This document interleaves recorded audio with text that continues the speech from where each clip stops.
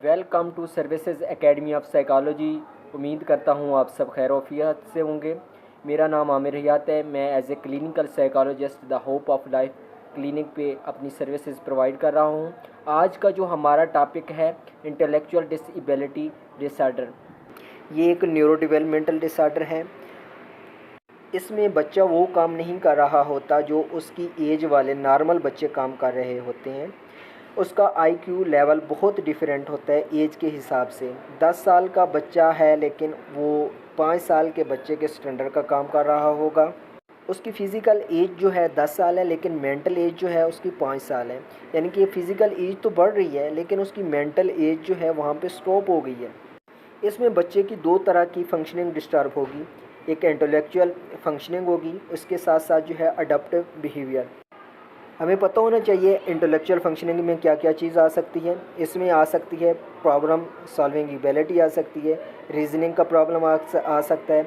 अगर उसकी लाइफ में छोटा सा अगर प्रॉब्लम आ गया वो उसको सही से सॉल्व नहीं कर सकेगा, प्लानिंग चीज़ों के बारे में नहीं कर सकेगा, और उसके साथ साथ उसकी जो थिंकिंग है वो प्रॉपर वर्क नहीं कर रही होगी चीज़ों के बारे में। जजमेंट एबिलिटी वीक होगी।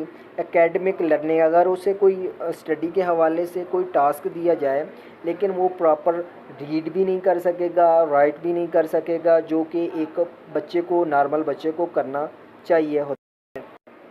उसके साथ साथ डिफ़िकल्टी उसको आएगी रिमेंबरिंग में, चीज़ों को वो सही से याद नहीं रख पाएगा।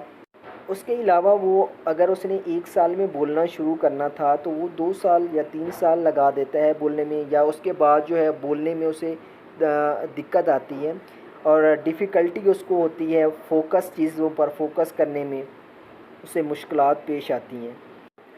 अगर बात की जाए अडैप्टिव बिहेवियर के हवाले से, इसमें जो है बच्चा अपने इन्वायरमेंट के साथ ख़ुद को एडजस्ट नहीं कर पाता।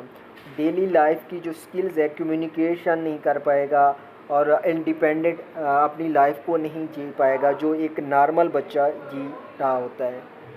उस बच्चे को कोई ना कोई सहारा की ज़रूरत होती है।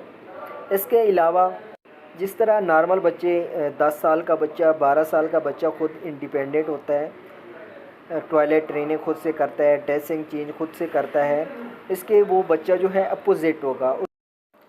बच्चा जो है अपने पर्सनल हाइजीन्स का ख्याल नहीं रख सकता, उसके साथ ब्रश नहीं कर सकता हेयर को, ड्रेसिंग खुद से चेंज नहीं कर सकता और बात नहीं कर सकता खुद से, टॉयलेट ट्रेनिंग प्रॉपर से नहीं कर सकता।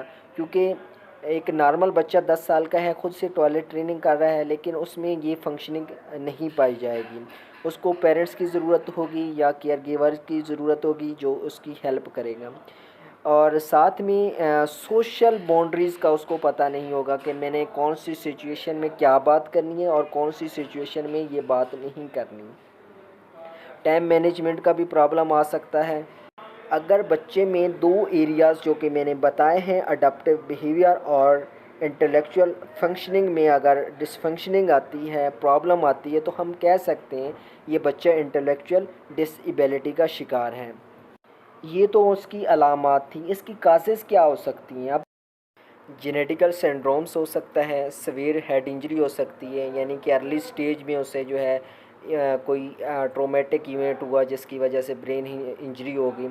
इसके साथ साथ जो है उसे प्रेगनेंसी के दौरान जो है बच्चे को कोई इन्फेक्शन हो जाता है, या जब उसकी बर्थ होती है या वो उसकी पैदाइश होती है तो उसे प्रॉपर से ऑक्सीजन नहीं मिल पाता, या वो उसकी जो बर्थ है टाइम से पहले हो जाती है। इसके अलावा ट्रेटोजीन्स की बात करें तो अगर वालदा जो है, मदर जो है सब्सटेंस का यूज़ करती है, अल्कोहल का यूज़ करती है, तंबाकू का यूज़ करती है या ऐसी मेडिकेशन का यूज़ करती है जो उसकी हेल्थ के लिए इफ़ेक्टेड होती हैं, ये उसकी काजेज़ थी। अब इसको डायग्नोज़ कैसे किया जा सकता है? एक प्रोफेशनल साइकोलॉजिस्ट इसको कैसे डायग्नोज़ कर सकते हैं? क्योंकि ये एक अर्ली डेवलपमेंटल डिसऑर्डर है जो 18 ईयर्स से पहले पहले इसको डायग्नोज़ किया जा सकता है। आईक्यू टेस्ट के थ्रू भी इसको डायग्नोज़ कर सकते हैं। स्टैनफोर्ड बिने इंटेलिजेंस टेस्ट के भी थ्रू इसको डायग्नोज़ किया जा सकता है। Visual intelligence scale for children, जिसको विस्क भी कहा जाता है, इसके थ्रू भी डायग्नोज़ किया जा सकता है। इसकी करंट प्रेवलेंस जो चल रही है ज़्यादा से ज़्यादा 3% और कम से कम जो है 1% हो सकती है। Thank you for listening. अगर किसी का कोई क्वेश्चन है तो कमेंट बॉक्स में मुझे टेक्स्ट कर सकता है। और आप लोगों से गुजारिश है चैनल को सब्सक्राइब करें और घंटी के बटन को प्रेस करें